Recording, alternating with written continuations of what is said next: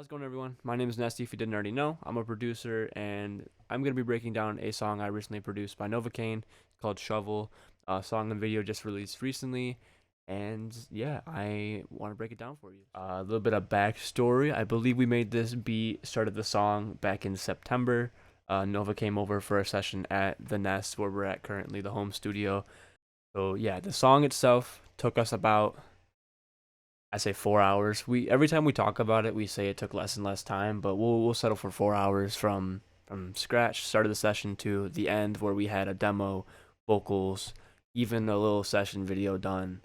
Shout out the homie Two Head as well for being there to help us record that kind of video at the end. But yeah, I'm gonna break down the beat today, like I said, and we're just gonna get straight into it. I would play the beat in full, but that's gonna take up a lot of time, and you can just go listen to the song. It's out. So I'm just gonna start. So here's the melody. This is the main chord progression.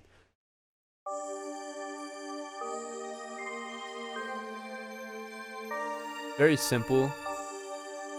It's actually a remake of this loop I found on Looperman.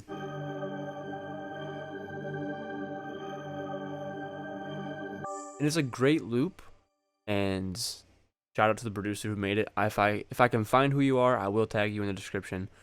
But it was too dark for what we were trying to accomplish. The song itself does have a dark, kind of emotional feel to it, but we wanted it to be a little more clear. So I just kind of remade the loop, I guess. Kind of followed the chord progression. But it's a lot more dumbed down than what they had. So shout out to that producer who made that loop. Again, like I said, I'll make sure to tag you down in the description.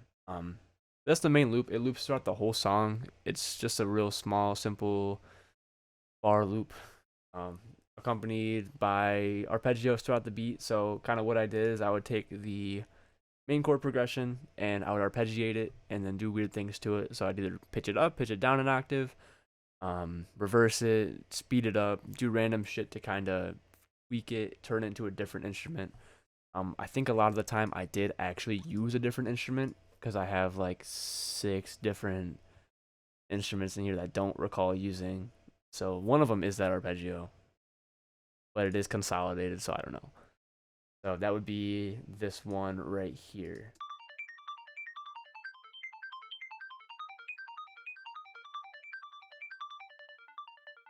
There's different instances of it throughout the song. It's really just, like I said, the chord progression arpeggiated, which if you didn't know how to do that, if you go to the piano roll with a loop that you already have, you hit Option A or what would that be?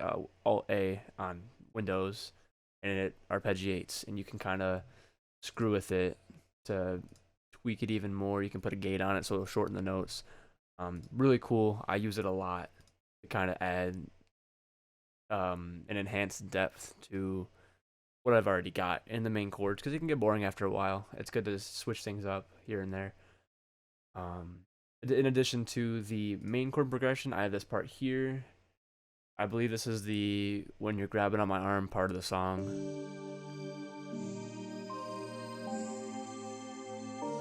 It's the same chord progression as the main one in the song, just pitched down an octave.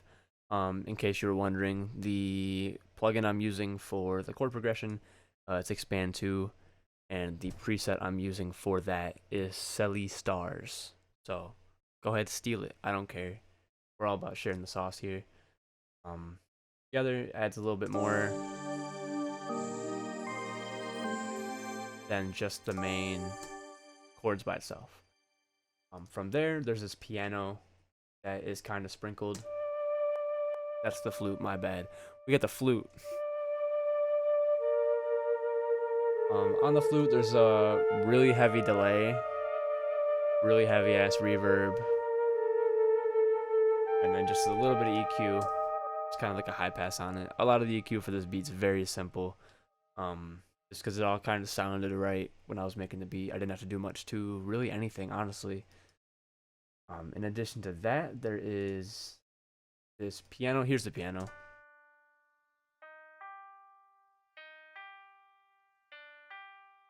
That only has a telephone EQ. That's it. and it's kind of hidden in the beat. It kind of just adds a little bit of accent to everything else that's going on. Like I said, beyond that, there's not much to the beat itself, melody wise. Like I said at the beginning, very simple. There are cool things to shake it up here and there to help catch the ear and all that, and that's what I try to do when I'm making beats for artists, because it's really important, like, to not have just the same loop looping the whole fucking song. Like, I know it's easy, but please put more time into that shit for your sake and for ours. Only other thing that's different, the outro. I like to spice up the outro a little bit, especially like when we made this beat in like September. I was really into like putting grand ass outros on my beats. So this one here is just the main chord progression, but with a little bit added on top of it, and it's a grand piano. This one's an Analog Lab 5, I want to say.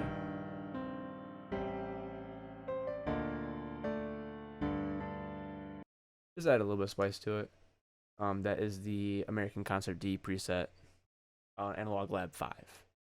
So if you have any Arturia synths lying around, or Arturia MIDI controllers, you probably have the pamphlet that gives you that plugin for free. So use it. In addition to that, just the flute underneath it, which that is the flute pitched down an octave. I'm pretty sure. Yes. Okay. And then just the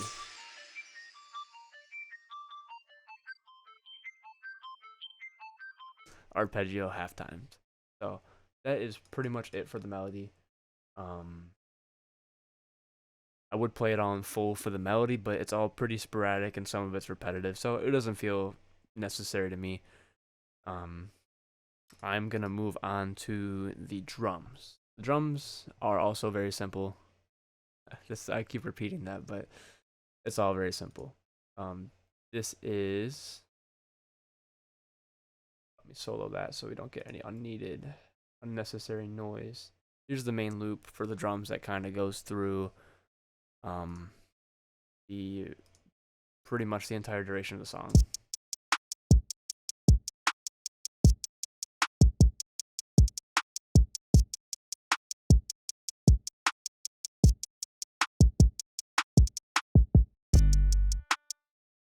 So the main bulk of the drums is really just kick, hat, a little secondary hat, and then snare. So the kick pattern,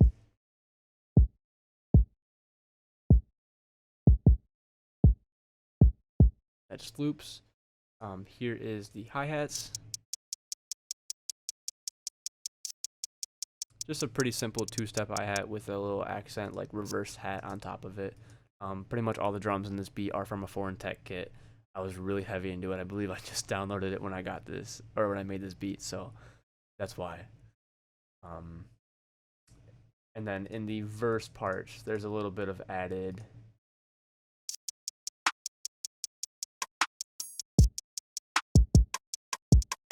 there's an added rim, and then there's this little sound effect that I just, that one. I use it in a lot of beats. It's just kind of a cool, weird accent, whatever you want to call it, that I enjoy using.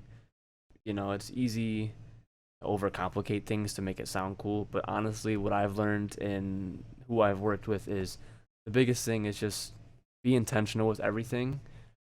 A lot of what I've noticed as well is having distinguished like beat cuts and cool switch ups and taking things out and putting things back in is the biggest thing that's going to catch an ear.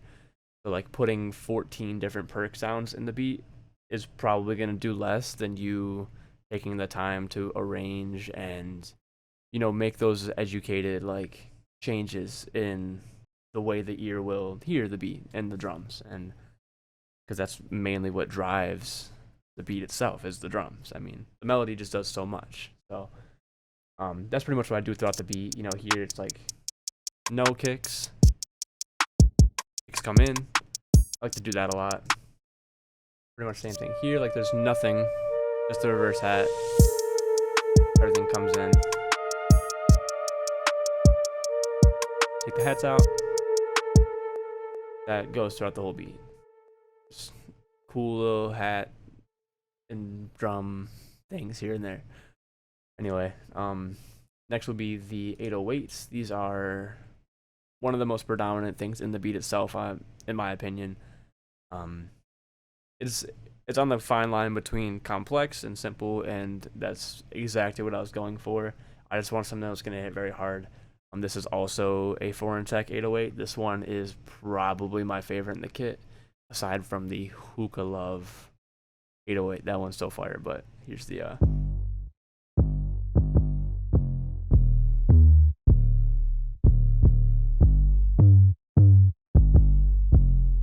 this one's just got a little bit of distortion on it from RC20. Not doing a ton. It's also got a little bit of EQ there. But I didn't really do much in regards to the RC20 there.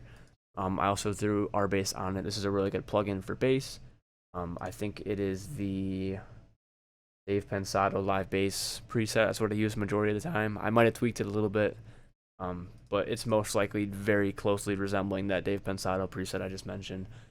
Then the EQ, it's just a little subtractive EQ for the high end, and I boosted a little bit around here. Other than that, that's it for the 808.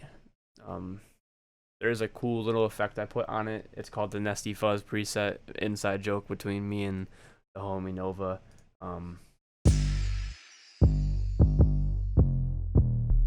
Without it, with it. Kind of adds like a little bit of a telephone EQ on it because I took out the low end in the effect itself. I also added a little bit of distortion, the sap distortion, and then the digital as well, because that gives it that, digital feel that's really cool.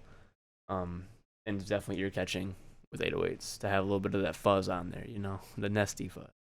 Other than that, that's pretty much everything to the beat. If you haven't listened to it already, make sure you go check out Shovel. Videos out on YouTube, shot by Randy Baker. Shout out Randy Baker. Songs by Novuh Kaine, performed, mixed, engineered, all that shit. Novuh Kaine, he's the GOAT, one of my best friends of all time. Please go check that song out. And then obviously I produced the beat. Thank you so much for watching. I'm gonna try to do these more in the future. This was kind of just an on the spot thing I felt like doing tonight. So be easy, and I will see you soon.